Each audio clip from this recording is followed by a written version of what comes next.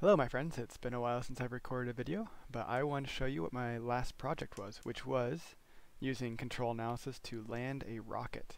This is kind of like what SpaceX does with their cool rockets, but quite a bit simpler. So, first off I want to let you know that there's going to be a little animation that you'll see, and I want to explain the animation. So you'll see a blue bar, that's the rocket. You'll see a red bar, that's the thrust. The longer the red bar gets, the more thrust, and then the red bar will also gimbal because the engines can gimbal, and that's how it controls it. So you'll see blue bar, red bar moving around. If you think of the blue bar as a 2D or a 3D cylinder, you're going to have two viewports, which are shown here. So the animation is going to have these two viewports, left, right, and what you're seeing is the left-right view of the 3D. So let's get down to it. This uses MATLAB, like my other video did as well.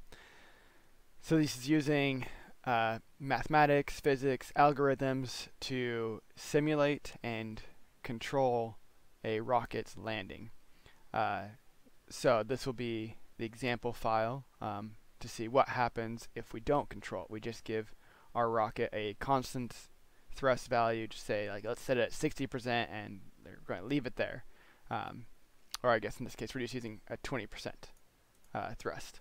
So what it's going to do is it's going to run this script, is what this is called, a MATLAB script, that's going to give it only a constant thrust, and then it's going to run it through the simulation, which calls up frocket.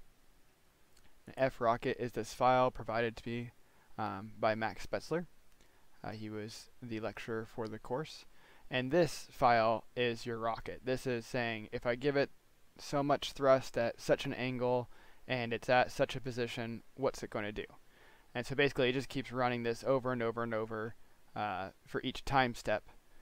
And that's how it simulates it and gives us numbers to go off of. It'll then go into an animation, which you'll see on screen. So we've got code for that too, which is also provided by Max. And then, so yeah, that's simulated and animated. So if we don't do anything, we just give it a constant input, what's going to happen to the rocket?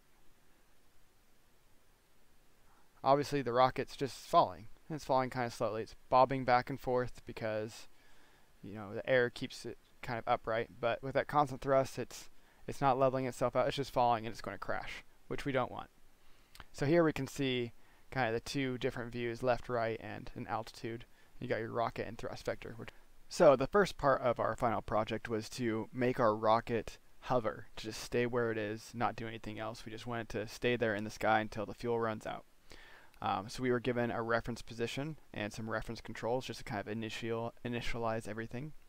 And then we did some fancy math to build a controller for the rocket. So this is finding, for those who know controls, the A matrix and the B matrix, linearizing the system.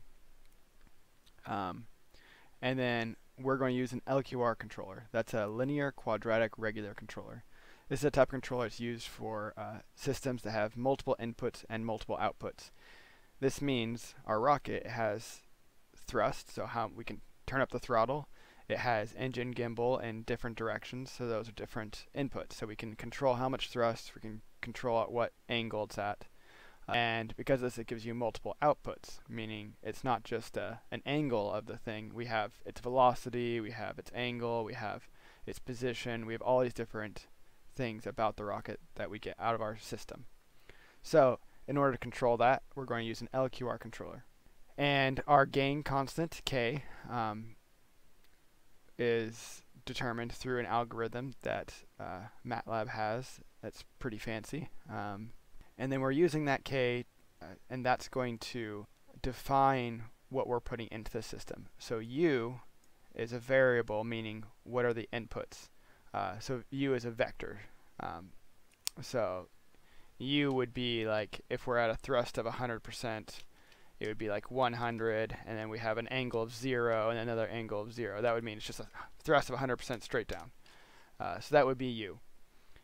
So this is our thrust and all these different things. These are what we're putting into our system. And K is a matrix that we get from the LQR controller that helps the system to decide what U will be at each time step. So then we run the simulation just like we did for the other one. So if I made a good U and a good K and a good controller, then our rocket should just hover there. So what you guys are going to see is you're going to see a couple plots pop up, and I'll show you those just for this one, and that kind of shows you what all the different things we're looking at are, and then the animation will pop up. So let's see what happens. Alright, so here's our animation.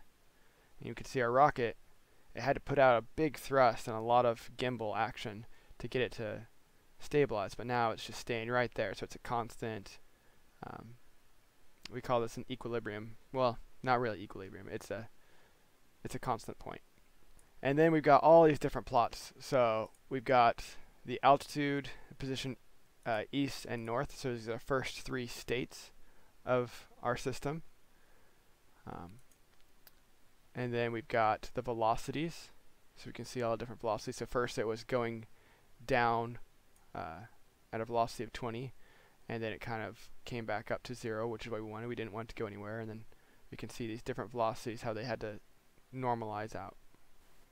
The next part of the project was we were given a reference trajectory, so a reference path that we were to follow, so that our rocket would follow this path and land where it's supposed to.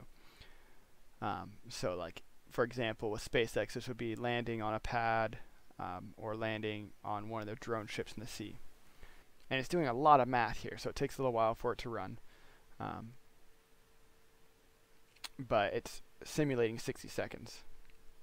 So here we can see the rocket's descending, it's coming down, and now it's going to start following this curved path that we have up here.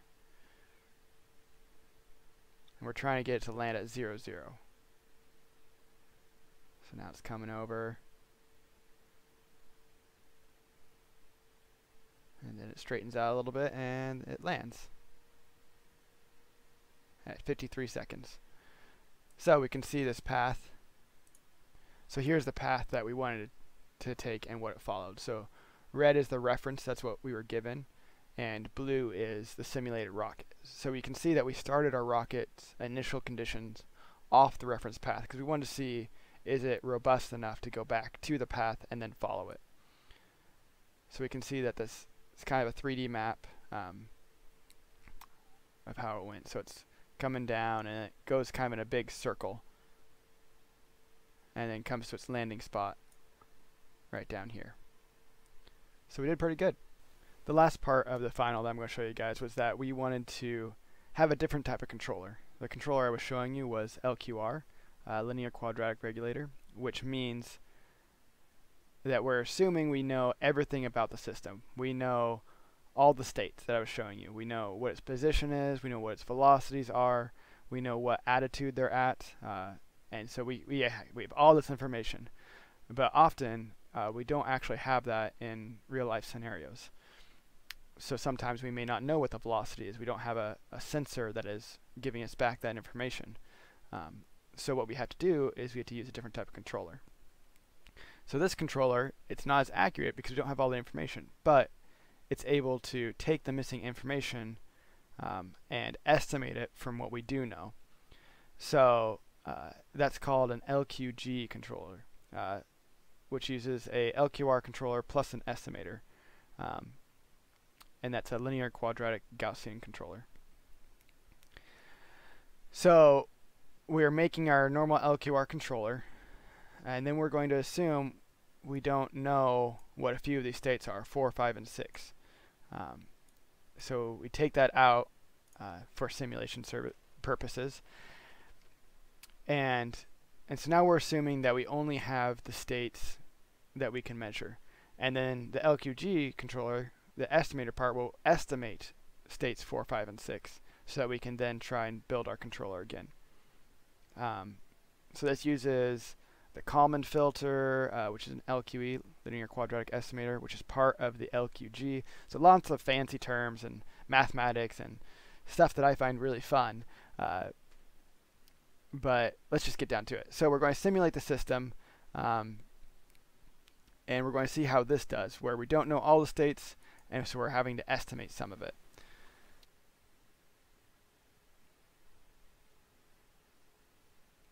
So we can see it's following really well. It's rather hard to tell if there's any difference between the LQR and the LQG. To a keen eye, you can see our path didn't quite follow as closely, but it still follows really well. And it took 50 seconds to land. We're straight up. We're where we want to be. So it was a success. So one thing that I did with my project is there's kind of different ways to do all this math. You can just have it all be formulas and hard code it all in, or you can use Simulink, which is kind of a visual way to represent the mathematics and a way that you can then use to implement into actual hardware. So let's take a look at this. You've got your controller, which is the thing that I'm developing. Then you've got your plant, and your plant is the term used for whatever your vehicle is. So this is our rocket.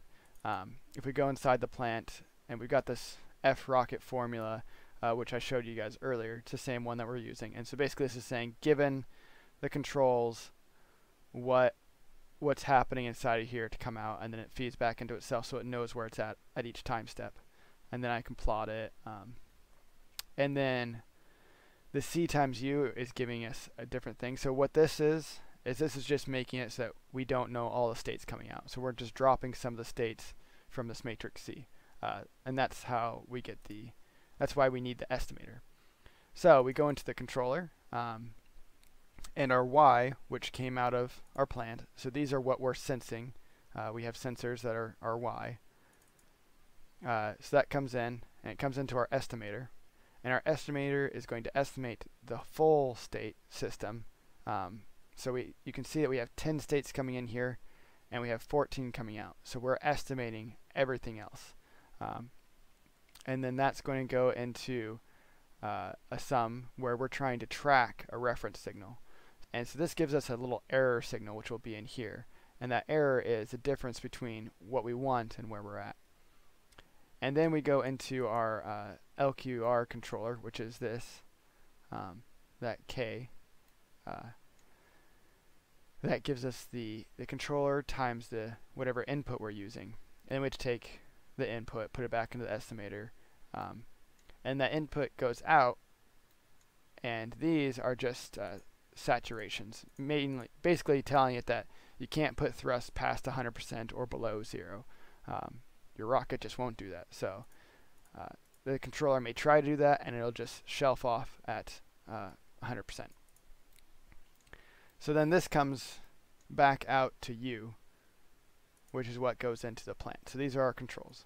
So controller sends out controls, and then through sensors on a real rocket, through sensors we have our Y. In this, it's through our model of the rocket.